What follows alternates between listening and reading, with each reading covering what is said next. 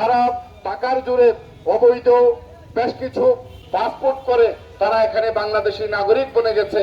আজকে তারা কক্সবাজারের বিভিন্ন অঞ্চলে তারা ভিটা বাড়ি করে উচ্চ উচ্চ দালান করে তারা আজকে স্থানীয় মানুষের উপর কথা বলছে, স্থানীয় মানুষদেরকে অনেক সময় নির্যাতন নিপীড়ন করছে। সুতরাং আমরা আজকের এই মানববন্ধন সমাবেশ থেকে অন্তর্বর্তীকালীন সরকারের কাছে বিনীত আবেদন জানাতে চাই, দ্রুত মায়ানমার সহ অন্যান্য বন্ধুপ্রতিম রাষ্ট্রের সাথে কূটনৈতিক তৎপরতা বৃদ্ধি করে দ্রুত সকল রোহিঙ্গাকে প্রত্যাবাসন করতে হবে, তাদের নিজ দেশ বার্মায় এবং মিয়ানমারে ফেরত নিয়ে যেতে হবে।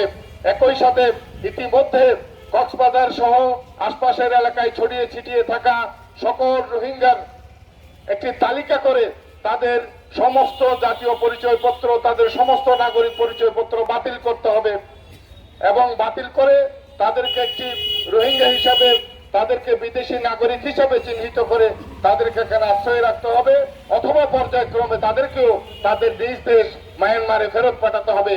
আজ থেকে 6 বছর আগে এই রোহিঙ্গারা আমাদের উপর জগদ্দল পাথরের মতো এসে বসেছে।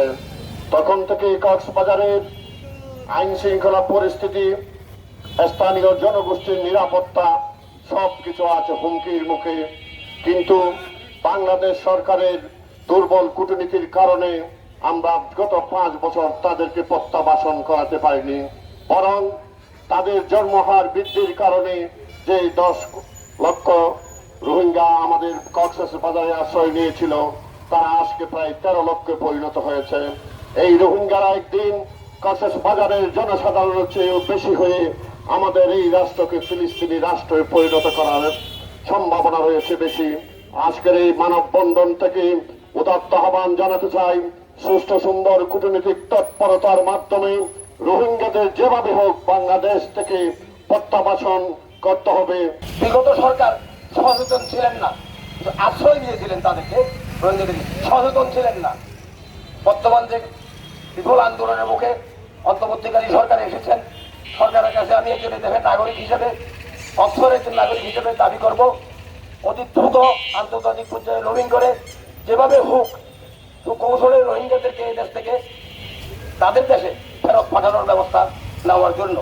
এই কক্সবাজারের বিভিন্ন এলাকা, বিশেষ করে পাহাড়তলী থেকে শুরু করে এর আশপাশের এলাকায় আজকে যে রোহিঙ্গারা ছড়িয়ে ছিটিয়ে আসে, তারা আজকে এখানে এক ধরনের এক শ্রেণীর অসাধু জনপ্রতিনিধিদের সহযোগিতায়, বিশেষ করে কক্সবাজার পৌরসভার বেশ কয়েকজন কাউন্সিলরের সহযোগিতায় তারা নিজেরা জাতীয় সনদ বানিয়ে তারা পাসপোর্ট করে এবং আজকে জাতীয় পরিচয়পত্র সূত্র তারা এখানে করে নিয়েছে।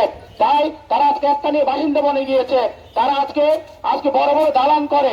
আজকে আমরা স্থানীয় একটি দালান করতে পারি না, শ্রমের টাকা দিয়ে আজকে তিলে তিলে আমরা শ্রম মাথার গাম পাইয়ে ফেলে আজ পর্যন্ত আমরা দালান করতে পারি না।